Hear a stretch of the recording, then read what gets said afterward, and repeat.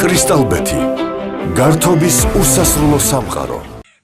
ყური მომიგდეთ ყმაწვილებოდა დაიხსომეთ. შავ ზღვაში ჩავარდა მზე საქართველოსი. რაღა მოიყვანს.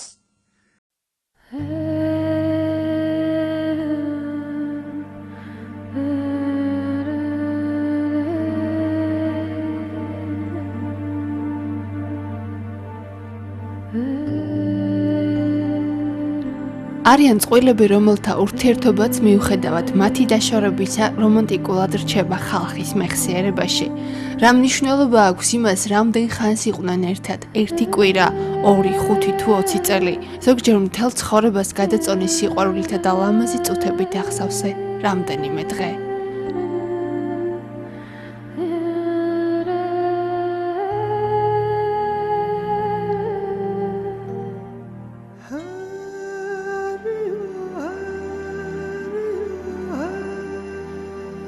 ქართველ ხალხს ეროსი მანჯგალაძე ძალიან უყვარდა და დღემდე ისე იგონებს როგორც ცოცხალს. აღნაგობით გოლიათ სულიც ბუმბერაზი ჰქონდა. მსახიობებს ინტერვიუს ჩაწერის დროს, როცა თეატრალური წარსულიან გადასაღები მოედანი გაუხსენებიათ და ეროსიზე ჩამოვარდნილა საუბარი, ყველას მაშინვე გაბრწყინებია სახე.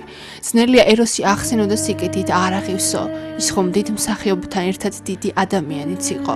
მასზე ბევრ კურიოზს ყვებიანათას რამეს იხსენებენ, მაგრამ როცა ეროსის პირად ცხოვრებაზე მიდგება საქმე, ახლობლების ვიწრო წრე დუმილს ამჯობინებს. ეროს არ უყვარდა საკუთარ ტკივილებზე სახალხოდ ლაპარაკი, მხოლოდ მისი გარდაცვალების შემდეგ ამოთქვეს ახლობლებმა რაღაცეები. რუსთაველიდან დიდი ტკივილის წამოვიდაო, მისნით სათანადოდ ვერ ან არაფასებდნენო. რომ არა წყენა და ნერვიულობა კიდევ კარგა ხანს იცოცხლებდა და გაახარებდა მაყურებელსო. ალბათ ასეცაა, მაგრამ ამჯერად მისი სიყვარული გავიხსენოთ, რომელმაც მსახიობის ცხოვრებაში ისეთი ღრმა კვალი დატოვა, მეორედ აღარც უფიქრია დაოჯახებაზე.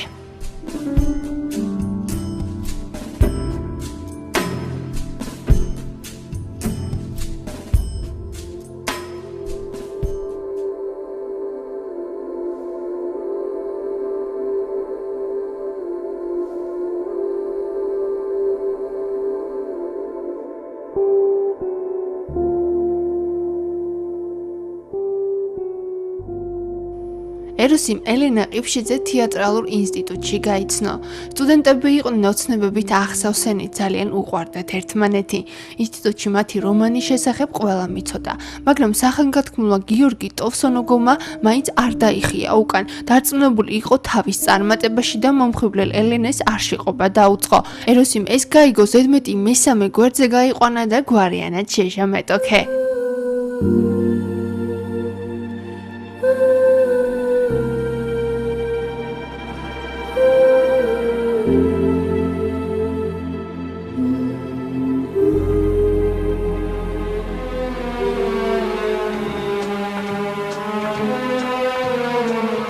შემდეგ შეყვარებულები დაქორწინდნენ. დიდი დრო არც იყო გასული და ხმა გავარდა. ლენა და ეროსი გაიყარნენო. ეს ყველასათვის წარმოუდგენელი რამ გახლდათ. ისინი ხომ ერთმანეთის გარეშე ვერცლებდნენ. ეროსი დუმდა, არც მუდამ ხალისიანი ლენა სიტყვა უხობდა. თითქოს ორივემ ერთდროულად ტაბუ დაადო ამ ურთიერთობას. რამდენიმე წლის შემდეგ ლენამ ბავშვი გააჩინა და ესეც კარგა ხანს გასაიდუმლოებული იყო ბევრისათვის, ვინ იყო ზურას მამა, რადგან ლენამ დაბადებისთანავე თავისი გვარი მისცა შვილს. სწორედ ზურას დაბადებას მოჰყვა ის მითი, რომელიც კარგა ხანს ჯეროდა ხალხს. ეს ეროსის შვილია. ზურა პატარაობიდანვე სულ ქალების გარემოცვაში იყო. დეიდაბებია და დეიდები გარს ეხვეოდნენ. ისინი მამას არ ახსენებდნენ და არც ზურა კითხულობდა მამის შესახებ, მაგრამ მოვიდა გარდატეხის სახიფათო პერიოდი და ზურას აქ-იქ რაღაცეები ჩააწვეთეს. მაშინ ეროსის სახელი ქუხდა. ერთ ზაფხულს დეიდებმა 14 წლის ზურას სოფელში წაიყვანეს დასასვენებლად.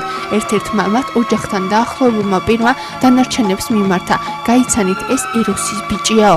დააკლამის ტანზე შემოიხია ეროსის ბიჭმა ყველაფერი. დეიდებს მივარდა. გამაგებინეთ ბოლოს და ბოლოს ვისი შვილი ვარ, ვინაა მამა ჩემი და რას წარმოადგენსო. სწორედ მაშინ გაიგო ზურამ სიმართლე, რომ მისი მამა მარჯანიშვილის თეატრის მსახიობი ავთო ვერულეიშვილი ყოფილა. მან მამამისთან ურთიერთობა დაიწყო და კაცი ცულებოდი-შებოდა. არ ვიცოდი ჩემი თუ იყავი, თორემ პატარაობიდანვე მოგაქცევდი ყურადღებასო.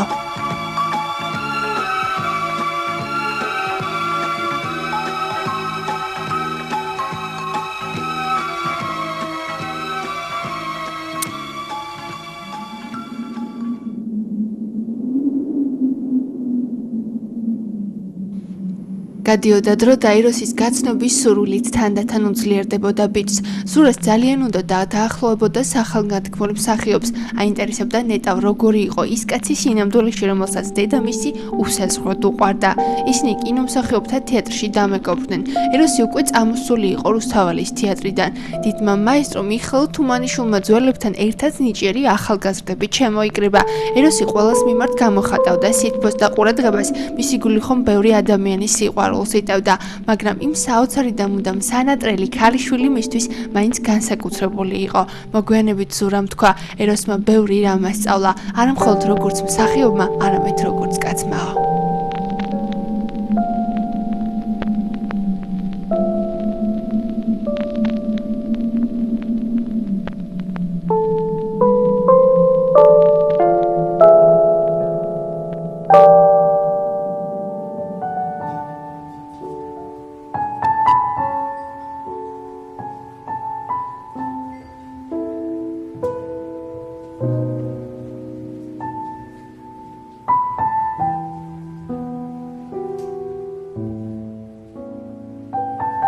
ეროსის უმცროსი მეგობარი მსახიობი სოსო ლაღიძე იხსენებს მისთვის სათაყვანებელ ადამიანზე, რომელთანაც ბოლო წლებში ცხოვრობდა.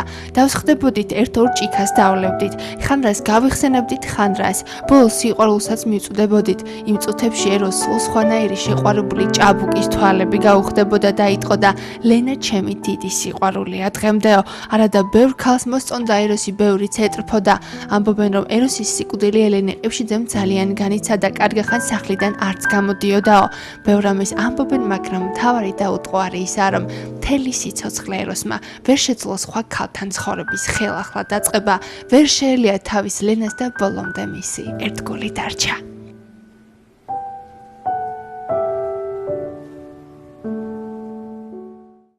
iPhone Plus-ი აირჩიეს სასურველი პროდუქცია და მიიღე 0%-იანი განმარტება ნებისმიერ შენაძენზე. მისამართი: ჭავჭავაძის 19 და პეკინის 11.